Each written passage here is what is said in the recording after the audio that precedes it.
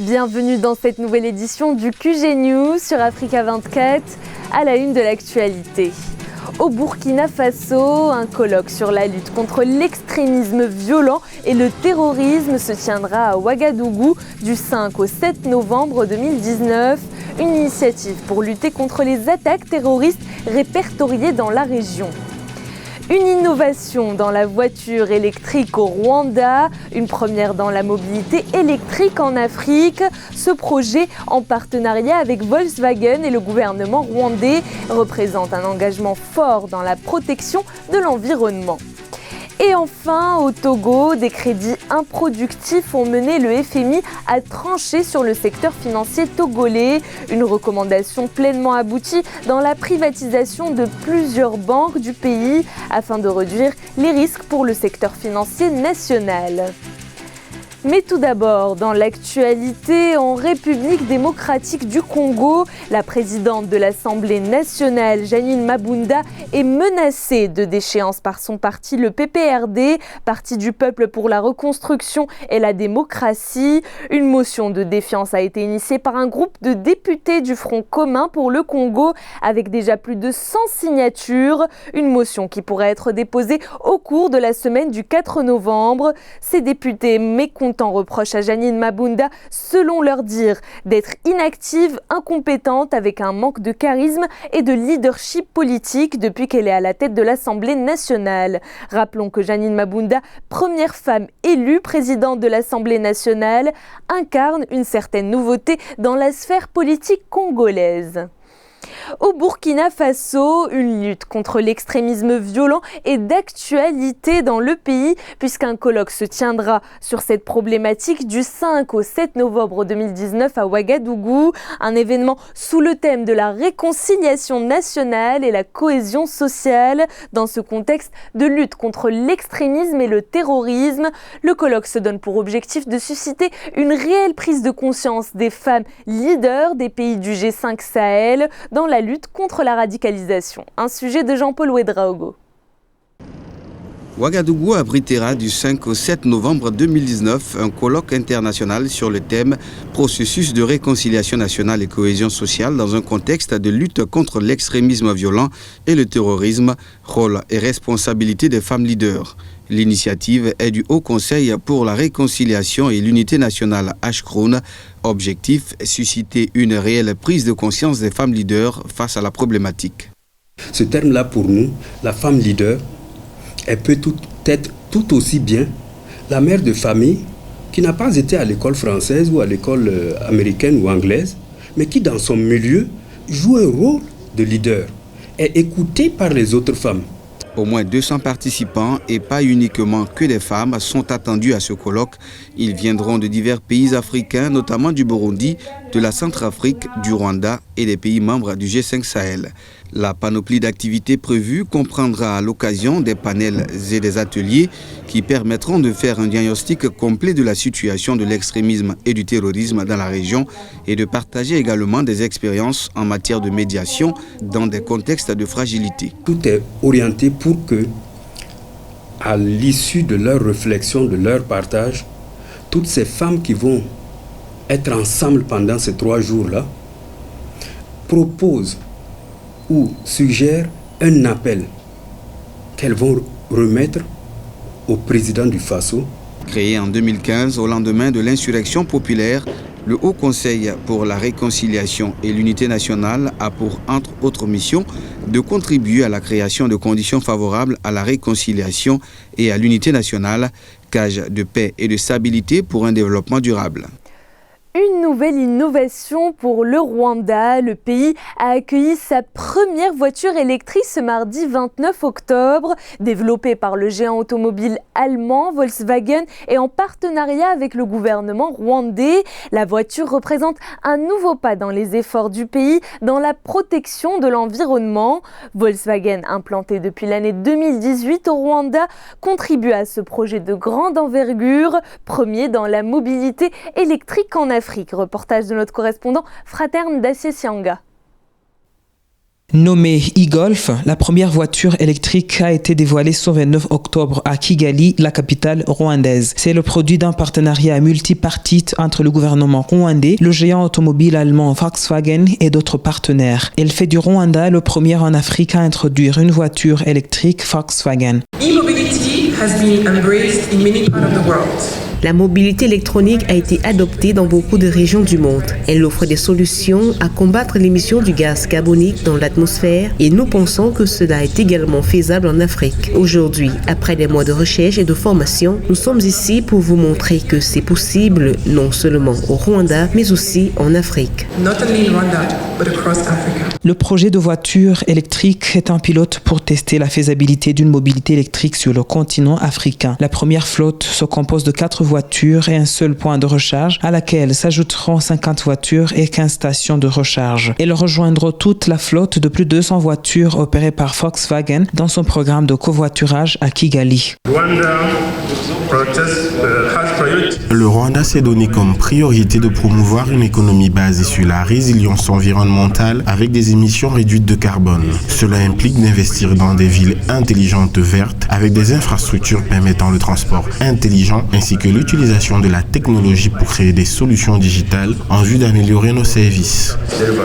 Volkswagen a lancé ses opérations au Rwanda en juin 2018 avec pour objectif de produire environ 1000 voitures par an pour ces opérations dans les solutions de mobilité ainsi que les ventes. Selon les responsables, la batterie de la nouvelle voiture électrique pourra durer en moyenne 230 heures une fois qu'elle est totalement chargée.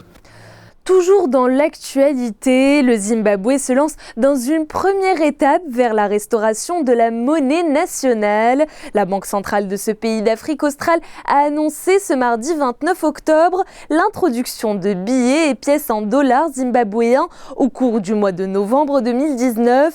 Cette monnaie en pièces de 2 et 5 dollars sera introduite progressivement pour éviter les risques liés à l'hyperinflation. Une monnaie nationale qui circulera dans un premier temps parallèlement aux billets et pièces de dollars américains introduits en 2016 pour se substituer aux dollars zimbabwéens. Le fardeau de la dette publique kenyane ne fait que s'alourdir. Le gouvernement kényan souhaite réduire ses emprunts commerciaux et se concentrer davantage sur ses emprunts concessionnels, une mesure qui vise à faciliter le remboursement de la dette publique.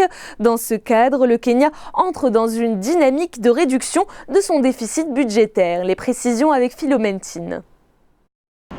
Dans le but d'alléger la dette publique du Kenya, l'État envisage réduire ses emprunts sur le marché financier au cours des 3 prochaines années. La dette publique du pays est passée de 42% à près de 55% du produit intérieur brut, composé en grande partie de plusieurs obligations émises sur le marché de la dette depuis 2014. Si le Kenya a pris la décision de réduire ses emprunts auto-commerciaux pour privilégier les emprunts auto-concessionnels, c'est que le Kenya a pris pour décision de réduire le coût du service de la dette parce que le coût du service de la dette des prêts commerciaux est très élevé par rapport aux prêts concessionnels. Le Kenya devrait poursuivre la consolidation budgétaire, l'augmentation des recettes, la rationalisation des dépenses pour une budgétisation zéro et la diversification des sources de financement.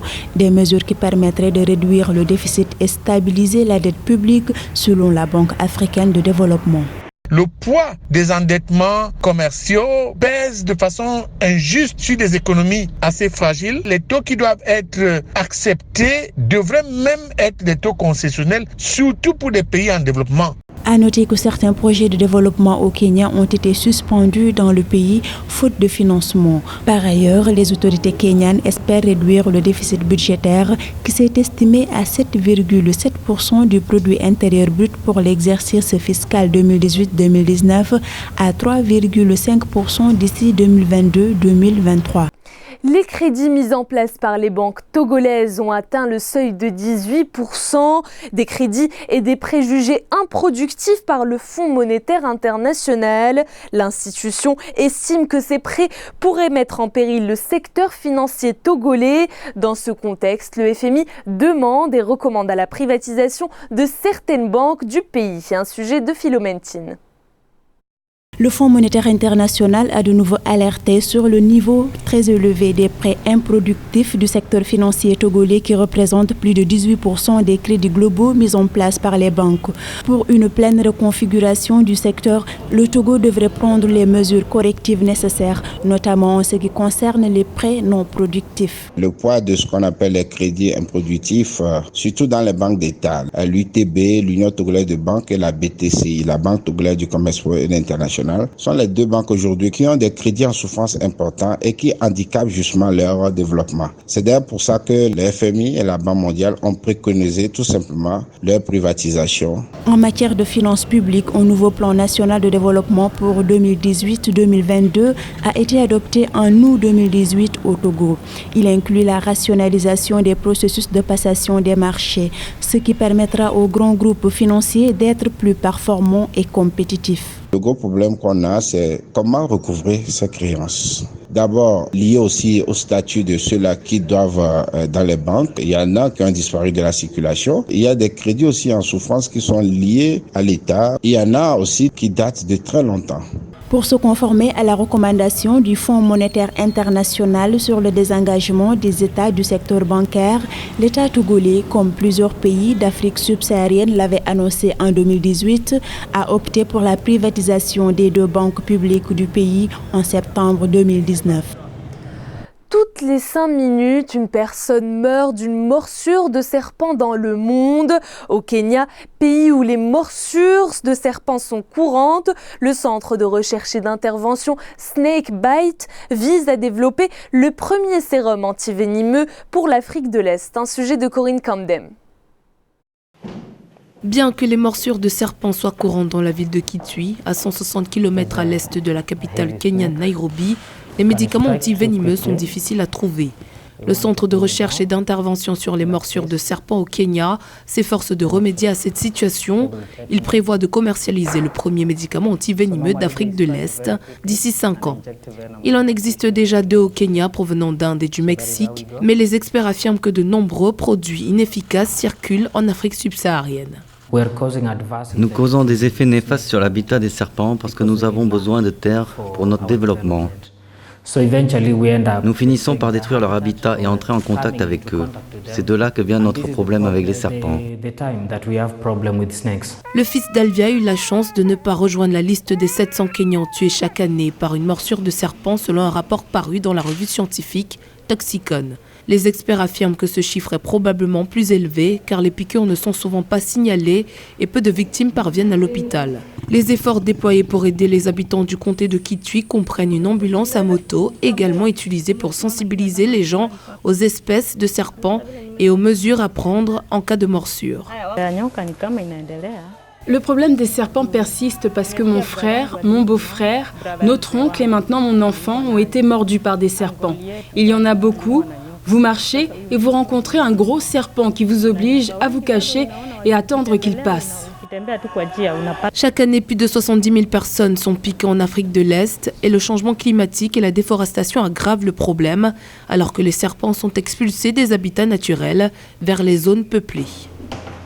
Dans le reste de l'actualité, une rencontre tripartite est prévue entre l'Égypte, l'Éthiopie et le Soudan à Washington le mercredi 6 novembre. Le sujet de cette rencontre, le barrage de la Renaissance sur le Nil bleu au cœur des tensions entre les 3 pays. Le Caire craint que la construction du barrage entamé en 2012 par l'Éthiopie n'entraîne une réduction du débit du fleuve du Nil dont l'Égypte dépend à 90% de son approvisionnement en eau. L'Égypte cherche à obtenir une médiation internationale sur ce barrage, censé devenir la plus grande centrale hydroélectrique d'Afrique avec une production de 6000 MW. C'était le journal de la rédaction. Merci de votre fidélité. Dans un instant, une nouvelle édition de l'information sur Africa 24.